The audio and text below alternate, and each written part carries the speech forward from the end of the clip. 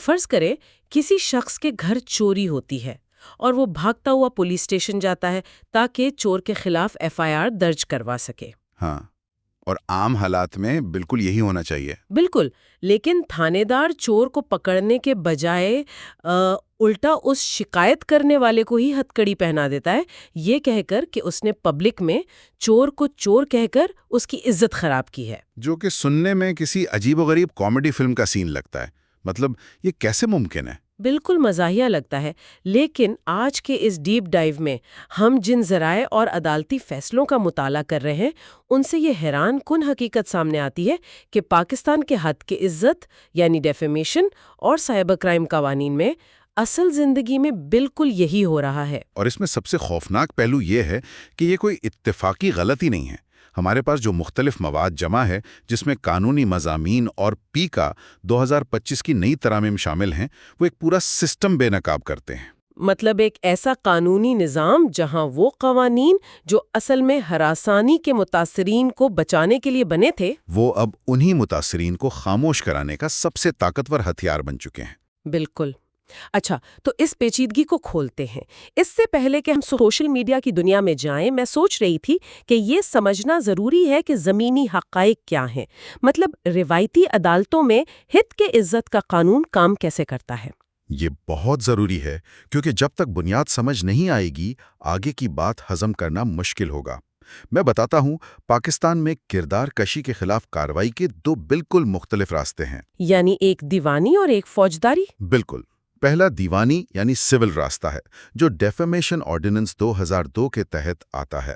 اس میں متاثرہ فریق عدالت سے کہتا ہے کہ میری شہرت خراب ہونے سے میرا مالی نقصان ہوا ہے، اس لیے مجھے ہرجانہ یعنی ڈیمیجز دلوائے جائیں۔ اور دوسرا راستہ؟ دوسرا راستہ پاکستان پینل کوڈ یعنی PPC کی دفعات 499 اور 500 کے تحت آتا ہے۔ یہ کرمنل یا فوجداری قانون ہے۔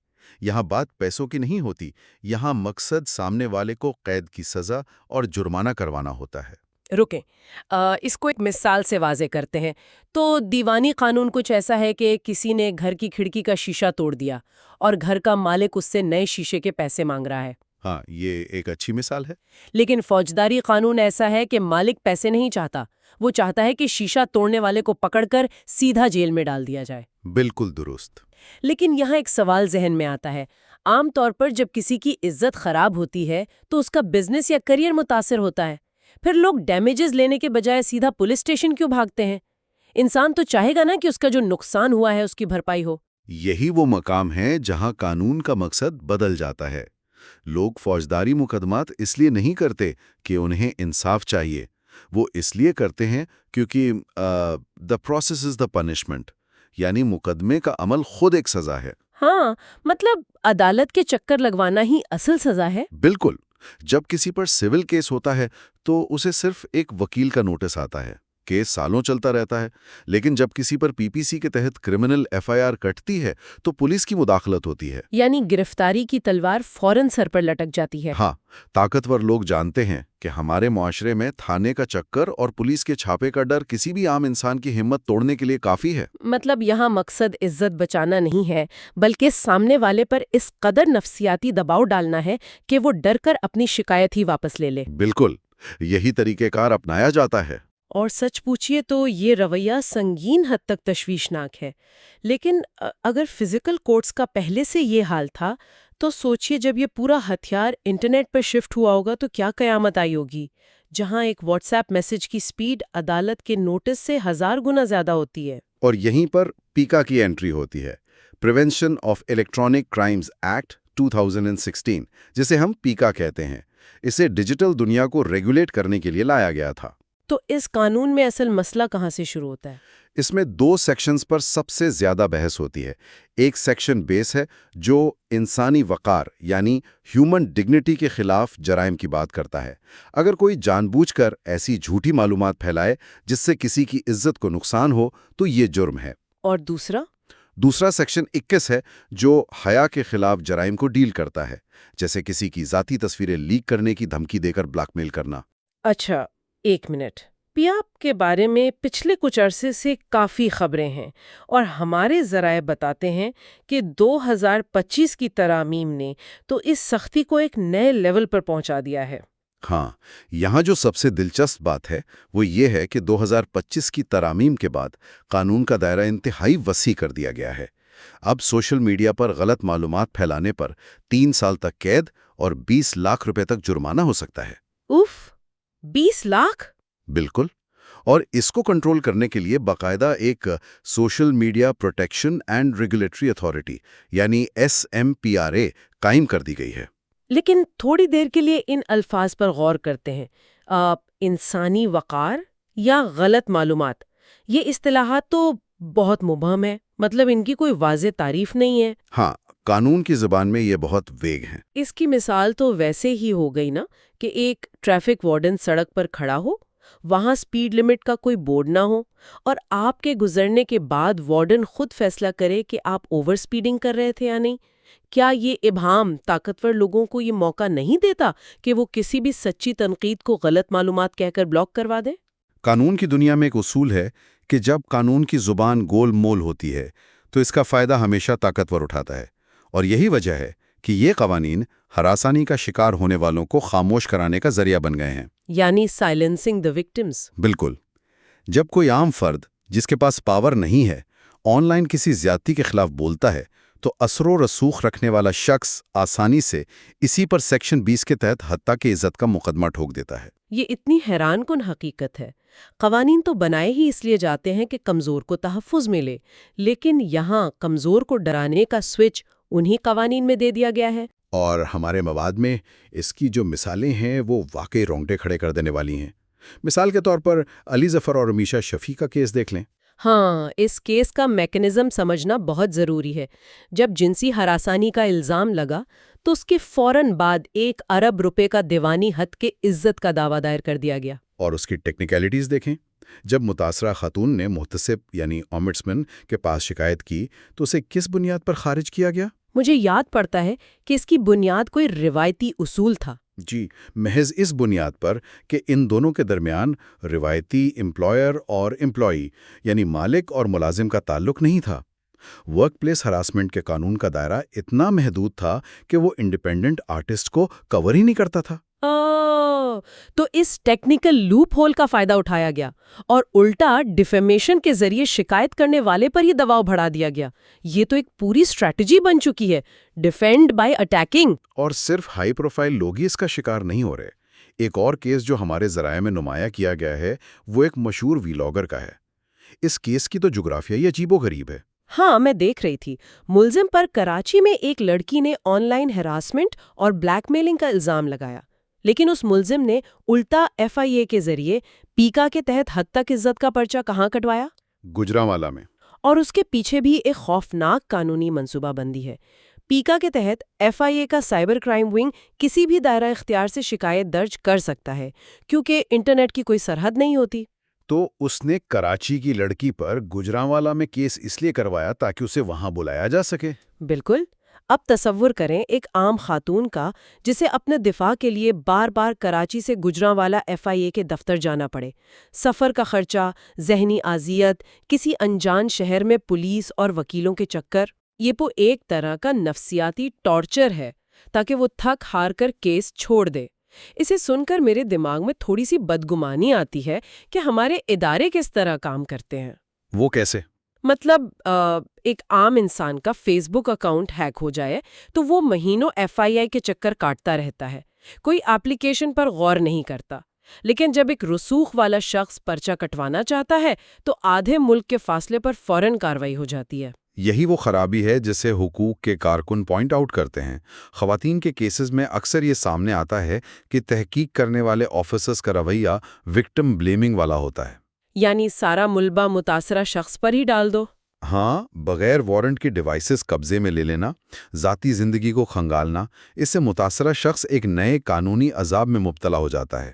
جامی مور جو کہ ایک فلم میکر ہیں، ان کا کیس بھی اس کی بہترین مثال ہے۔ طاقتور میڈیا ٹائکون نے ان کا ریپ کیا تھا، لیکن دکھ کی بات یہ تھی کہ وہ سالوں تک صرف اس لیے سامنے نہیں آئے کیونکہ انہیں ڈر تھا۔ ڈر کس بات کا؟ ڈر اس بات کا کہ سامنے والے کے پاس اتنا پیسہ اور وکیل ہیں کہ وہ فوراً ان پر اربوں روپے کا حد عزت کا دعویٰ ٹھوک دے گا۔ انسان چپ اس لیے نہیں رہتا کہ اس کے پاس ثبوت نہیں ہے، وہ اس لیے چپ رہتا ہے کیونکہ قانونی لڑائی لڑنے کی اس کی استطاعت نہیں ہوتی۔ تو اگر ہم اسے بڑی تصویر سے جوڑیں تو یہ بات بالکل واضح ہو جاتی ہے کہ ہمارا نظام ان لوگوں کے ہاتھ ہوائی جیک ہو رہا ہے جو قانون کے اندر کی خامیاں جانتے ہیں۔ یہ پوری تصویر اتنی اندھیری ہے کہ کوئی بھی ہمت ہار جائے۔ تو اس سب کا مطلب کیا ہے؟ کیا ہمارا نظام انصاف مکمل طور پر پترشاہی سوچ کے زیر اثر ہے؟ کیا واقعی سب کچھ ختم ہو چکا ہے؟ یا ان فائلوں کے ڈھیر میں کہیں کوئی امید کی کرن بھی موجود ہے؟ امید بالکل موجود ہے، اگرچہ نچلی سطح پر مسائل ہیں، لیکن جب ہم ہائی کورٹس اور بعض اوقات نچلی عدالتوں کے فیصلوں کا مطالعہ کرتے ہیں تو کہانی تھوڑی بدلتی نظر آتی ہے۔ اچھا۔ ہاں، عدالتوں میں بیٹھے ججز اس بات سے واقف ہیں کہ ان قوانین کا غلط استعمال ہو رہا ہے۔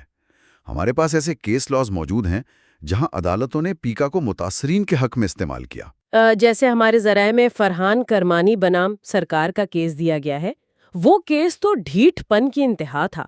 بالکل، اس میں ملزم نے پہلے خاتون کی تصویروں کو کسی اور کے جسم پر سپر امپوز کیا، یعنی ڈیپ فیک بنا کر فیک آئیڈینٹی بنائی۔ اور جب اس خاتون نے شکایت کی تو اس بلیک میلر نے ڈرنے کے بجائے اسی خاتون پر پیکا کے سیکشن 20 اور 21 کے تحت بلیک میلنگ کا کیس درج کرا دیا۔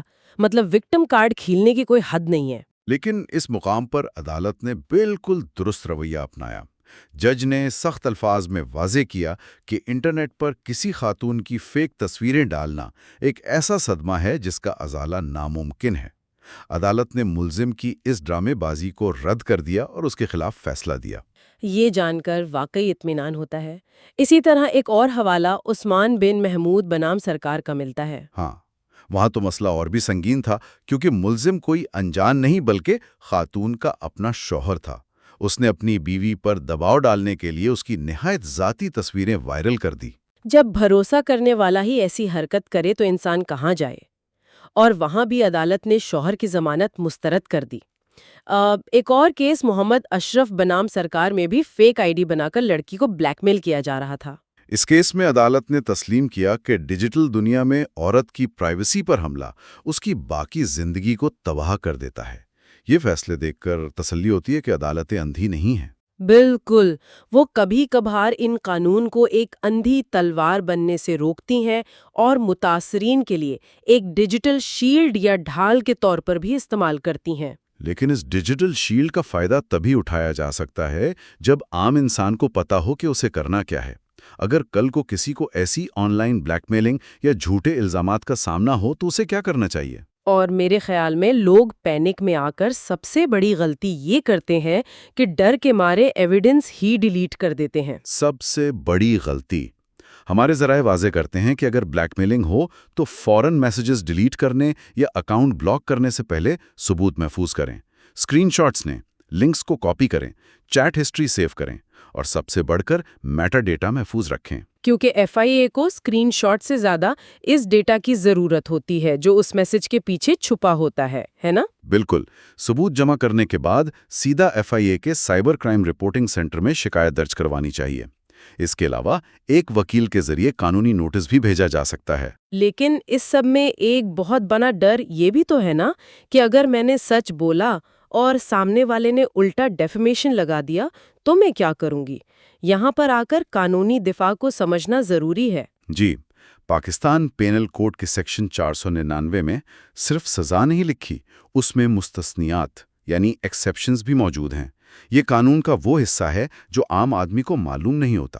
ہر سچی بات ہتک عزت نہیں ہوتی۔ مطلب اگر میں نے سچ بولا ہے تو ڈرنے کی ضرورت نہیں؟ بالکل، سیکشن 499 کی پہلی ایکسیپشن ہی یہ ہے کہ اگر آپ نے کوئی بات جو بالکل سچ ہے اور عوامی مفاد یعنی پبلک گڈ میں کہی ہے تو وہ ڈیفیمیشن کے زمرے میں آتی ہی نہیں۔ رکے، اس پبلک گڈ کو تھوڑا کھولتے ہیں۔ مطلب اگر ایک دفتر میں کوئی باس اپنے ماتحت لوگوں کو ہراساں کرتا ہے اور ایک امپلائی ثبوت کے ساتھ اسے بے نقاب کرتا ہے تاکہ دوسرے بچ سکیں تو یہ عوامی مفاد ہے؟ 100% یہ عوامی مفاد ہے۔ لیکن اگر کسی کا ذاتی جھگڑا ہے اور وہ صرف بدلہ لینے کی نیت سے سامنے والے کی کوئی ذاتی بات پبلک کرتا ہے جس سے کسی اور کا کوئی فائدہ یا نقصان نہیں جڑا تو کیا وہ بھی عوامی مفاد کہلائے گا؟ نہیں، قانون دونوں میں فرق کرتا ہے۔ یہاں نیت یعنی انٹینٹ کا ٹیسٹ لاگو ہوتا ہے۔ سچائی ضروری ہے، لیکن صرف سچائی کافی نہیں۔